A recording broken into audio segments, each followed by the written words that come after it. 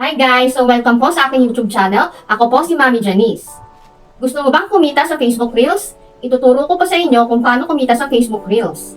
Kung bago ka pa lang sa video na to, please don't forget to like, subscribe, comment, share, and click the notification bell for more updates.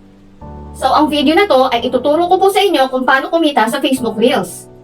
Alam nyo ba na hindi lang sa Facebook page tayo pwedeng kumita? Pwede na rin natin gamitin ang ating Facebook personal account gamit ang ating Facebook Reels. Kung gusto mong malaman kung paano, panoorin mo tong video na to. Simulan na natin! So, bubuksan natin ang ating Facebook account at i-open ang ating profile. Bago tayo magsimula, kailangan naka-turn on ang professional mode mo sa iyong Facebook account. Kung naka-turn on na ang professional mode, pindutin na natin ang View Tools.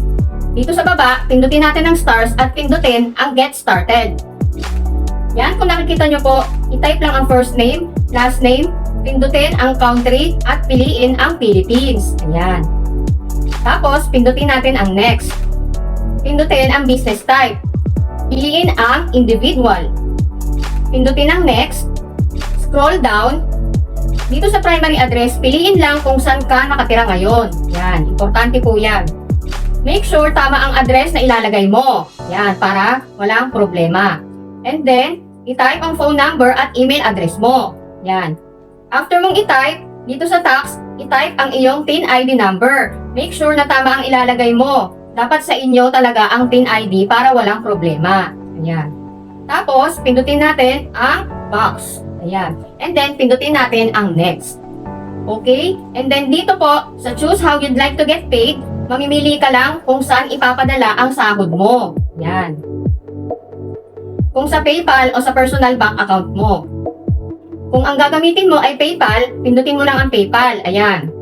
Pindutin ang link payout method. I-type ang email address mo o ang mobile number mo. Ayan, nakikita nyo po. Pindutin ang next.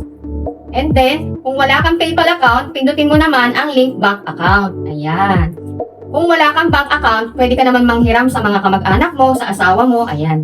Dito sa manually link bank account, pindutin mo ang Philippines. Ayan. Dito sa account holder name, i-type ang pangalan mo o yung may-ari ng gagamitin mong bank account. Ayan. I-type ang Swift code. Kung hindi nyo alam ang Swift code, mag-search na lang po kayo sa Google o kaya sa Chrome. Ayan. Halimbawa, ang bangko ko po kasi ay Metrobank. I-search po natin ang Metrobank and then i-type natin ang Swift mode. Yan. Kapag naka-copy-paste nyo na po siya, bumalik po kayo sa inyong Facebook account. And after nyan, ita-type natin ang ating bank account number. Nakalagay po siya doon sa ating mga ATM card. And then, pindutin ang link payout method. Dito sa upload your tax form. Ayan, pindutin ang add later. Dito, sa you can now use your stars, pindutin mo ang done. Yan. Ayan na guys. Pwede na tayong kumita sa Facebook Reels. Diba? Madali lang po siya.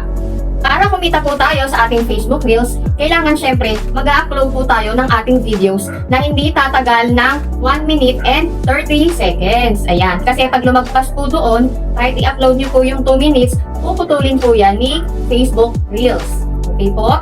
Siyempre, ang pinaka-importante, maglagay po tayo ng caption na makukuha po natin ang atensyon ng ating manonood. Yan. And then, maglagay din po tayo ng mga hashtags na related po sa ating video na i-upload.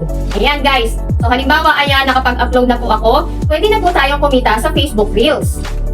Para kumita po tayo sa Facebook Reels, kapag nagustuhan po ng manonood ang inyong video, pwede po silang mag-send ng stars sa inyo. Yan. Sa pamamagitan yan, dyan na po tayo kikita sa Facebook Reels ang pagkakaroon po ng stars. Pero, bago mo makuha ang iyong mga kinita na stars, ang mga sinend sa'yo na stars, kailangan maka $100 ka muna. Ayan, iipunin po yan. Nasa rules po yan ng Facebook Reels.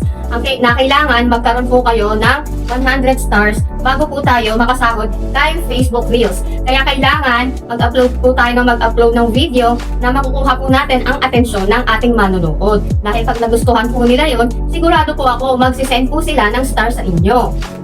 Tapos, kapag naka 100 stars na po tayo, yan, pwede na po tayong sumahod kay Facebook Reels, pero makukuha po natin ito every 21st of the month. Yan. At ito po ay papasok na po sa inyong PayPal or sa inyong personal bank account. So, para malaman po natin ang ating earnings sa ating stars, Ayan, i-click lang po natin ang ating personal account and then i-click natin ang professional dashboard. After nyo i-click ang professional dashboard, yan, i-click nyo po ang monetization. And then, after nyo pong i-click ang monetization, i-click na natin ang stars. Ayan, makikita nyo po ang ating earnings. So far ngayon, ito pa lang po ang aking earnings dahil konti lang po ang nagbibigay ng stars. Yun nga po, siguro, hindi po sila masyadong natutuwa sa aking video. Ayan. So sana po nakatulong po ako sa aking munting kaalaman. Ayan. Salamat po sa panonood sa aking video. Ayan. Please subscribe my YouTube channel. Thank you for watching. Bye-bye!